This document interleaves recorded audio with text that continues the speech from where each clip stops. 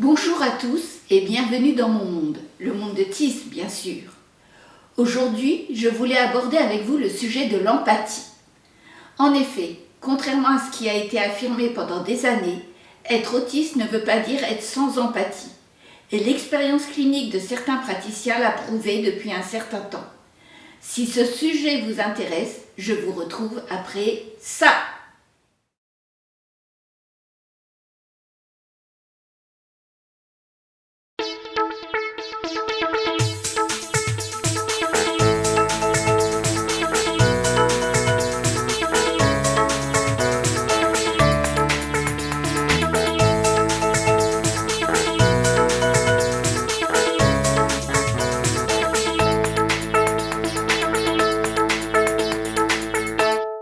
Commençons par le début. Qu'est-ce que l'empathie ?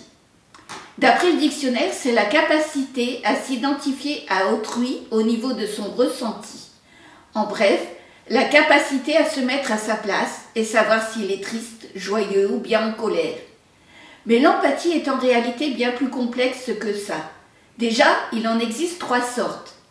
L'empathie cognitive, qui est la capacité de déterminer ce que quelqu'un ressent ou pense en lisant ses expressions faciales, ses gestes, son tonus vocal et le contexte social.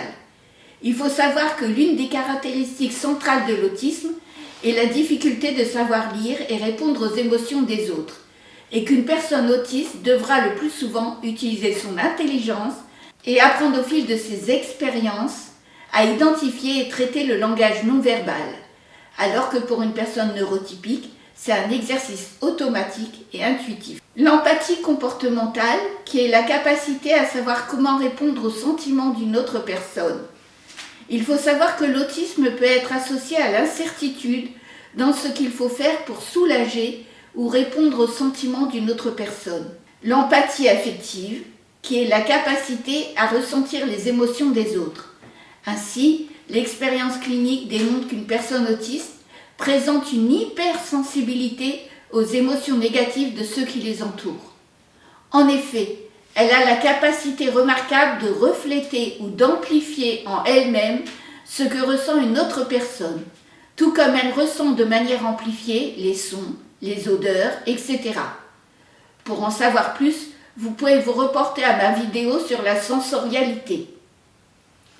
Cette capacité qui a été décrite en 2009 comme étant l'empathie surréveillance peut être considérée comme un extraordinaire 6e sens qui fonctionnerait autant avec les gens qui nous entourent que face à la souffrance dans les actualités télévisées ou les documentaires, que j'évite d'ailleurs de regarder ou d'écouter le plus possible car ça me fait l'effet d'un tsunami émotionnel dont je ne peux plus me détacher, en particulier la nuit.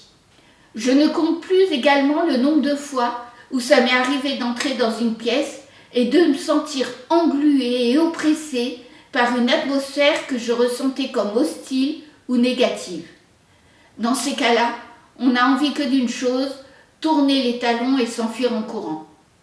Malheureusement, ce n'est pas toujours possible et on ressort de là au bout d'1 heure ou 2, totalement vidé de son énergie et à fleur de peau. Le pire, surtout lorsqu'on n'a pas été diagnostiqué, c'est que l'on ne comprend pas ce qui nous arrive et qu'on intériorise tout cela en culpabilisant et se disant que l'on a vraiment un problème. Et je n'ose imaginer ce que peut ressentir un autiste avec déficience intellectuelle qui serait en plus non-verbal. En fait, l'expérience clinique démontre que s'il y a une perception et une sensibilité extraordinaire aux émotions négatives de ceux qui les entourent, au point même de devoir être contaminé par elles, ce n'est absolument pas le cas en ce qui concerne les émotions positives. Et cela, surtout lorsqu'elle devient exubérante. Elle aura plutôt tendance à mettre la personne autiste confuse et mal à l'aise. J'en profite d'ailleurs pour faire un petit clin d'œil à mon dono chéri, dont j'ai souvent du mal à comprendre ses éclats de rire devant certaines scènes de films ou certaines blagues. Finalement, que pouvons-nous conclure de tout ça ? Que contrairement à certaines croyances, une personne autiste est empathique, et cela à un point tel qu'elle peut en souffrir et se sentir submergée par les émotions des gens qui se trouvent alentour. Le plus souvent, Le meilleur moyen qu'elle trouvera pour s'en protéger est de rester chez elle, ou tout du moins à l'abri de la foule. De plus, elle se sentira nettement mieux dans une atmosphère neutre ou moyenne et aura même tendance à tout faire pour que les gens qui vivent auprès d'elle se sentent tout simplement heureux et sereins. En revanche, elle fuira l'exubérance et l'intensité des émotions qui ne peuvent que la plonger dans la confusion. C'est sur ces mots que je vais vous laisser, en espérant vous avoir appris quelque chose et surtout vous avoir donné des pistes ou des débuts de réponse. Et surtout, n'oubliez jamais que même si votre handicap fait partie de vous, vous n'êtes pas votre handicap. Cette vidéo vous a plu? Vous pensez qu'elle pourrait intéresser une personne de votre entourage? Alors, n'hésitez pas à la liker, la partager ou la commenter. Et si vous voulez en voir d'autres et suivre ma chaîne, abonnez-vous et surtout cliquez sur la petite cloche. Vous serez notifié de chaque nouvelle sortie. À bientôt sur Le Monde de Ti.